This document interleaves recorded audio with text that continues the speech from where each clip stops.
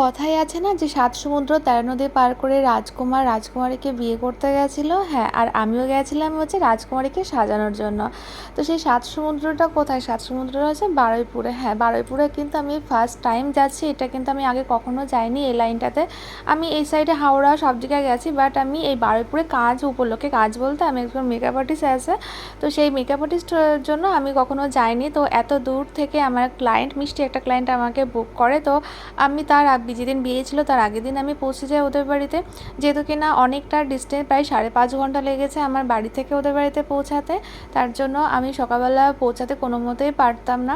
তো আমি রীতিমতন চলে গেছিলাম, একটু ভয় ভয় লাগছিল যেহেতু কিনা নতুন জায়গা। তার থেকে বড় কথা আমি একা যাচ্ছি, আমার সঙ্গে কোনো হেল্পিং হ্যান্ডও ছিল না, কোনো অ্যাসিস্ট্যান্ট ছিল না, কেউই ছিল না।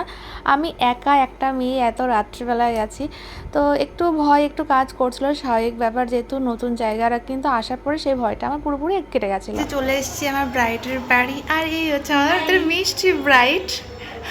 আর এই দেখো আমি ফ্রেশ ট্রেশ হয়ে এসেছি, আস্তে না আস্তে আমার জন্য রেডি করে দিয়েছে এই যে খাবার, যেটা কিনা আমি খুব একটা পছন্দ করি না মিষ্টি, বাট খেতে হবে। জলটা আমি এখন খেয়ে এবার যাচ্ছি নিচের দিকে।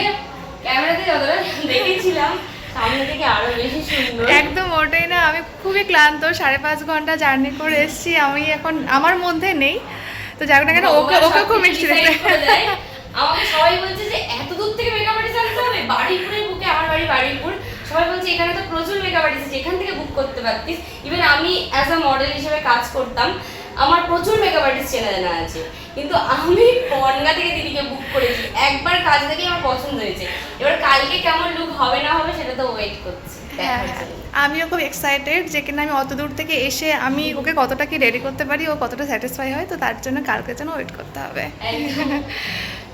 আর আমি এদের বাড়িতে এই যে ভাইগুলোকে বোনগুলোতে ওদের নামে যত বলবো না কেন আমার অনেক কম বলা হয়ে যাবে, কারণ ওরা এতটা ভালো, কি করে হয় এতটা মিষ্টি, কী করে, এমনকি ওদের বাড়ির লোক এতটা ভালো। আমি সত্যি বলতে আমি এরকম ক্লায়েন্ট আমি কখনো পাইনি। সবসময় আমাকে জিজ্ঞাসা করছে দিদি তুমি খেয়েছো, দিদি তোমার অসুবিধা হচ্ছে কিনা, দিদি তোমার ঘুমাতে অসুবিধা হচ্ছে কিনা, তোমার কী লাগবে আমাকে বলো।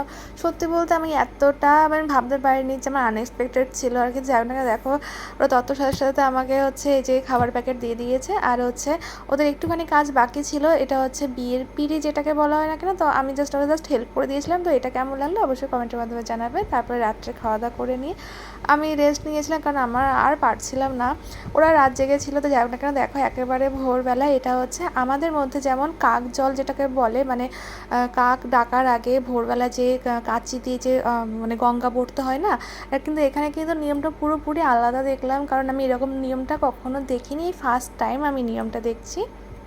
যেটি কিনা ব্রাইড যাবে পুকুর পাড়ে ভোরবেলাতে সূর্য ওঠার আগে, সেখানে কিন্তু প্রথম গায়ে হলুদটা হবে। হ্যাঁ, এটা কিন্তু ওদের নিয়ম। আর গায়ে হলুদ শুধু হবে না, ওই ঠান্ডা কনকনে পুকুরের জলে কিন্তু ওকে স্নানও করতে হবে।